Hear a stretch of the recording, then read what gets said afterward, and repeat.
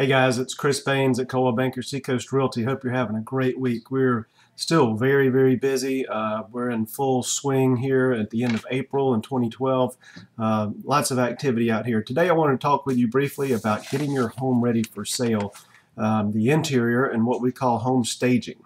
One of the first things you want to do is simply just to declutter and depersonalize. We've got to take your home and with all its memories and all the wonderful things that have happened here, but we've got to turn that home back into a house that a buyer can picture themselves and their family being in.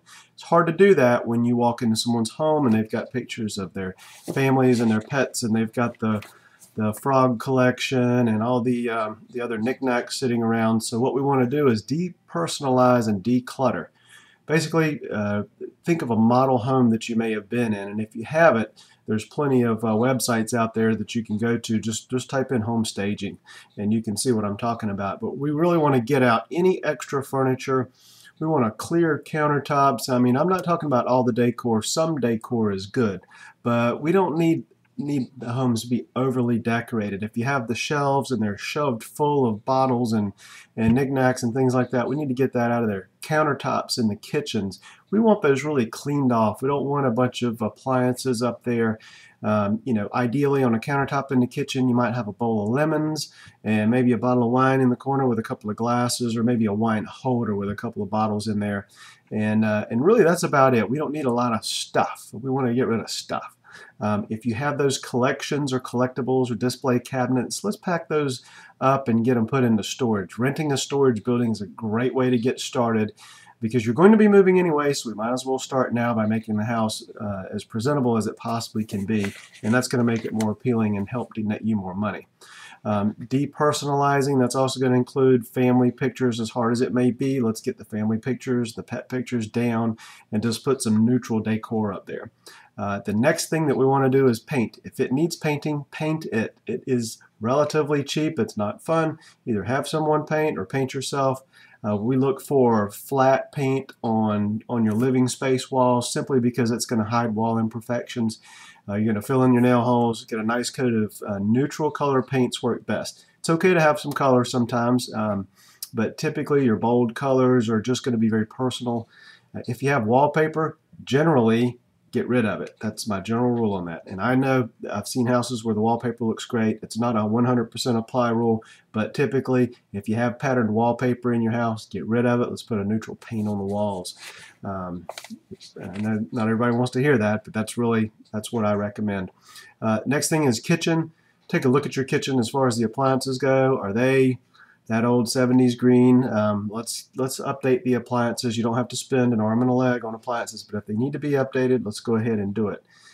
Counters and cabinets, how do they look? Are they in good shape? Do they need to be refinished? If they do, do it. Sometimes you can go in and actually repaint cabinets. I've seen some wooden cabinets that were really worn beyond refinishing, and someone came in with some custom colors put on there and really made it pop.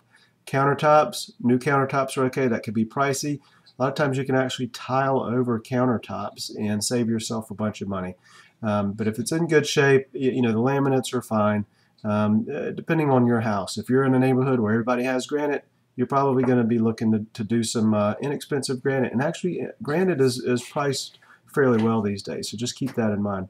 Bathrooms, the same rule applies. If your grout is dirty, consider bleaching it. If you can't bleach it, consider staining it or regrouting if necessary. You can reglaze off-colored tiles, or if the tile colors are not in vogue anymore, they can come in and actually reglaze over the whole surface, really bring it up. Maybe changing out the vanity if it's outdated, and light fixtures everywhere. Look at your light fixtures. Brass is just not as desired anymore in most cases, so you can go to one of the home improvement stores and get some updated lighting fixtures, fairly reasonable price, and it's going to make a huge impact on your house. And that's going to apply to your plumbing fixtures as well.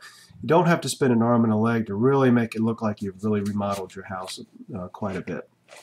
Closets and cabinets, people want to see how much space is in your cabinets, how much space is in your closet, so let's get those cleaned out and make sure they're clean and cleaned out and have space. You want to have, if you do not create space or the idea that there's space in your house, buyers are going to see this and think, wow, the owners have problems with space, I'm going to have problems with space. So, maybe this isn't the house for me. So pack up seasonal clothes. Make sure there's room in the closets for additional things that someone may go out and buy. Let's see, the last thing as far as in the house goes is cleaning. Make sure you clean. Nothing turns someone off more than a dirty kitchen or dirty bathrooms. Do a deep cleaning and then touch it up often. It's going to make a huge difference. And then also as far as kids' rooms go, you know what? Second bedrooms, third bedrooms aren't nearly as important as the living areas. Try to get the kids' room as clean as possible. But you know what? Kids got to have toys. They're going to have to play. I'm less worried about those second and third bedrooms as I am the master bedroom. So make sure the master bedroom is shining and sparkly and looks great. Consider on a vacant house, or even on a house where you have furniture in there, consider hiring a professional stager.